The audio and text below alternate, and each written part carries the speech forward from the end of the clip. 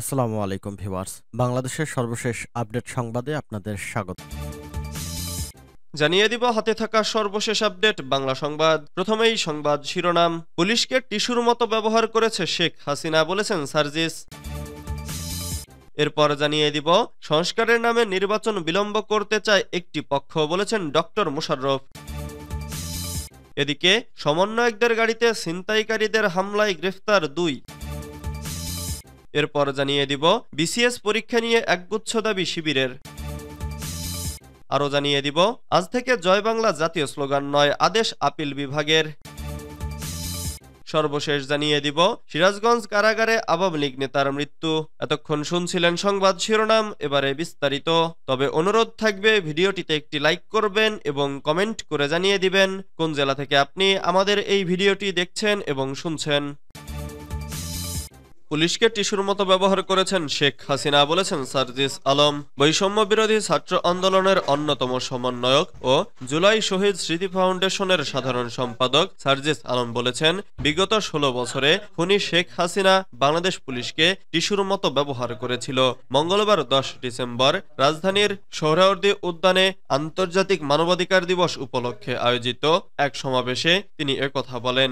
জোরপূর্বক গুম, ক্রসফায়ার ও বিচার বহির্ভূত হত্যাকাণ্ড, পুলিশ হেফাজতে নির্যাতন ও হত্যাকাণ্ড, পিলখানা হত্যাকাণ্ড, শাপলা চত্বর গণহত্যা, জুলাই গণহত্যা সহ সব ধরনের মানবাধিকার লঙ্ঘনের মতো অপরাধের বিচার চেয়ে এই সমাবেশের আয়োজন করে মায়ের ডাক নামের একটি অরাজনৈতিক সংগঠন। সার্জিস আলম বলেন, বিগত 16 বছরে বিভিন্ন সময়ে বিভিন্ন রাজনৈতিক দল বিভিন্নভাবে আওয়ামী লীগের বিরুদ্ধে নামার চেষ্টা করেছে, কিন্তু সফল হয়নি। এককভাবে 16 বছর চেষ্টা করে কেউই সফল হতে পারেনি, কিন্তু সব জুলুম অত্যাচারের পর যখন দলমত বয়স ভুলে সবাই একসঙ্গে রাজপথে নেমেছি, তখন খুনি হাসিনা দেশ ছেড়ে পালিয়েছে। তিনি বলেন, বিগত 16 বছর যখন প্রয়োজন হয়েছে, যেভাবে প্রয়োজন হয়েছে, পুলিশকে ব্যবহার করেছে খুনি শেখ হাসিনা। সাধারণ মানুষকে বিভিন্ন ট্যাগ দিয়ে জেলে নিয়েছে, খুন করেছে, গুম করেছে। সংস্কারের নামে নির্বাচন বিলম্ব করতে চায় একটি পক্ষ, বলেছেন ডক্টর মোশাররফ। বিএনপির স্থায়ী কমিটির সদস্য ডক্টর খন্দকার মোশাররফ হোসেন বলেছেন, অন্তর্বর্তী সরকারের কেউ কেউ চাচ্ছেন সংস্কারের নামে নির্বাচন বিলম্ব করতে।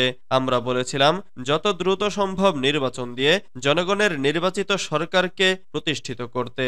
না পারলে পতিত সরকার দেশের যেসব ক্ষেত্রে ধ্বংস সাধন করে গেছে সেগুলো মেরামত করা সম্ভব হবে না। তিনি বলেন, এ সরকারের পক্ষে সম্পূর্ণ মেরামত সম্ভব না বলে আমরা মনে করি। মেরামতের জন্য জনগণের সরকারের প্রয়োজন, সেজন্যই নির্বাচন প্রয়োজন। মঙ্গলবার 10 ডিসেম্বর বেলা 11:30টার দিকে কুমিল্লা নগরীর ফানটাউনে কুমিল্লা বিভাগীয় বিএনপির প্রশিক্ষণ কর্মশালা উদ্বোধন অনুষ্ঠানে এসব কথা বলেন তিনি।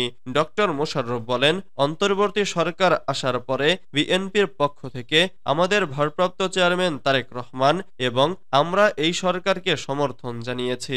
এ সরকার প্রতিষ্ঠিত হয়েছে বৈষম্য বিরোধী আন্দোলনের ফসল হিসেবে। এই সরকার তাদের কিছু কাজ সম্পন্ন করে এমন একটা পরিবেশ সৃষ্টি করবে, যে পরিবেশে মানুষ তাদের অধিকার প্রয়োগ করবে। অধিকারের মধ্যে সবচেয়ে বড় অধিকার হচ্ছে ভোটের অধিকার। সেজন্য আপনারা দেখেছেন, যখন আমরা এই সরকারকে সমর্থন দিয়েছি, তখন থেকেই তারেক রহমান এবং আমরা যেখানেই বক্তব্য রাখছি, আমরা কিন্তু এই কথাটা পরিষ্কার করেছি, অতি দ্রুত সংস্কার সাধন করে নির্বাচনের রোডম্যাপ দিতে হবে। সমন্বয়কদের গাড়িতে ছিনতাইকারীদের হামলায় গ্রেফতার 2। গত রবিবার দিবাগত রাতে বৈষম্য বিরোধী ছাত্র আন্দোলনের সমন্বয়কদের উপর ছিনতাইকারীদের হামলার ঘটনায় 2 ছিনতাইকারীকে গ্রেফতার করেছে সোনারগাঁও থানা।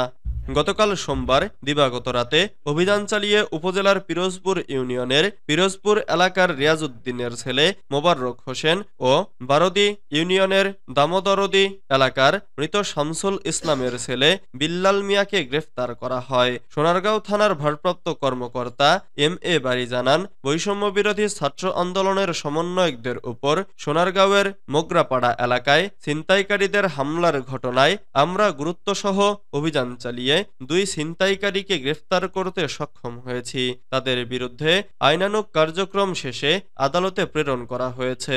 অন্যান্য আসামিদের গ্রেফতার এবং ছিনতাই হওয়া মোবাইল উদ্ধারে অভিযান চলমান রয়েছে। বিসিএস পরীক্ষা নিয়ে একগুচ্ছ দাবি শিবিরের।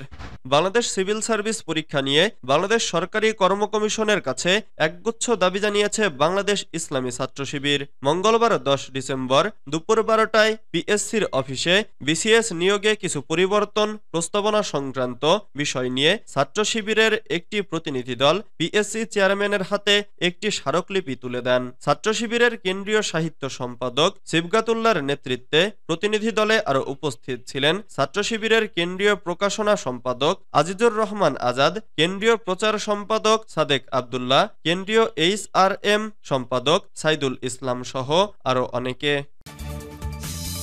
আজ থেকে জয় বাংলা জাতীয় স্লোগান নয়, আদেশ আপিল বিভাগের। জয় বাংলাকে জাতীয় স্লোগান ঘোষণা করে হাইকোর্টের দেয়া রায় স্থগিত করেছে আপিল বিভাগ। মঙ্গলবার 10 ডিসেম্বর আপিল বিভাগ এ আদেশ দেন। প্রধান বিচারপতি সৈয়দ রেফাত আহমেদের নেতৃত্বে 4 বিচারপতির আপিল বেঞ্চ আজ মঙ্গলবার এ আদেশ দেন।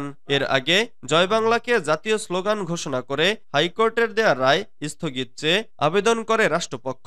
গত 2 ডিসেম্বর এ তথ্য জানান অতিরিক্ত অ্যাটর্নি জেনারেল ব্যারিস্টার অনিকার হক। 2020 সালের 10 মার্চ জয় বাংলাকে জাতীয় স্লোগান ঘোষণা করে রায় দেন বিচারপতি FRM নাজমুল আহসান ও বিচারপতি KM কামরুল কাদেরের হাইকোর্ট বেঞ্চ।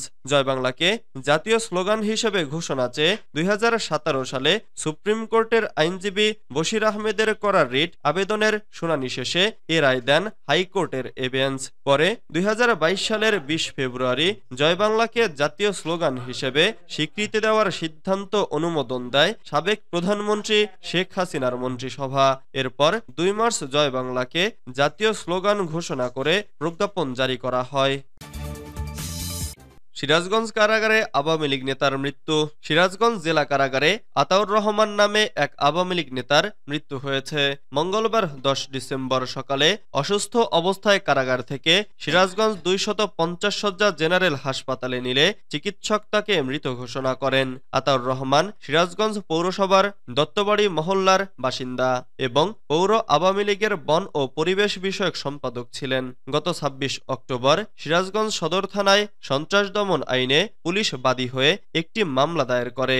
আতাউর রহমান গ্রেফতার হয়ে গত 1 নভেম্বর থেকে কারাগারে ছিলেন। কারাগার সূত্রে জানা গেছে মঙ্গলবার ভোর 5:30টার দিকে আতাউর রহমান হঠাৎ শ্বাসকষ্টজনিত রোগে আক্রান্ত হয়ে অচেতন হয়ে পড়েন।